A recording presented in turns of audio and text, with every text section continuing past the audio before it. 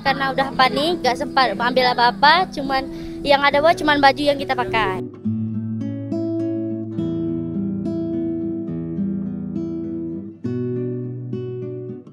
Assalamualaikum warahmatullahi taala wabarakatuh. Alhamdulillah, kita kini berada di Buren dan dimaklumkan kita ke mana kami berjumpa dengan Pak Bupati pagi tadi. Beliau memaklumkan kawasan ini merupakan kawasan yang terjejas teruk berbanding bencana tsunami pada tahun 2014-2015. Jadi kalau kita boleh lihat suasana banjir lumpur yang mana menenggelamkan surau di belakang ini.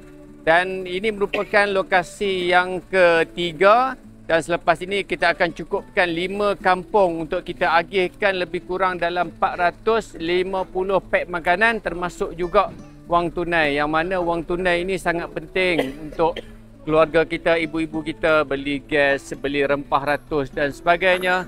Yang mana kita menyediakan beras, minyak, gula. Jadi dengan tambahan wang tunai inilah yang membolehkan mereka keluar membeli barang-barang yang sepatutnya untuk membolehkan mereka masak.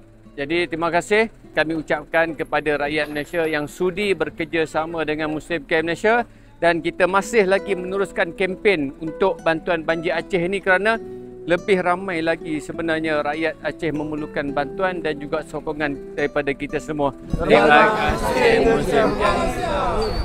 Teruskan bersama Muslim Care Malaysia, bantuan kemanusiaan merentasi sepadan. Assalamualaikum warahmatullahi taala wabarakatuh.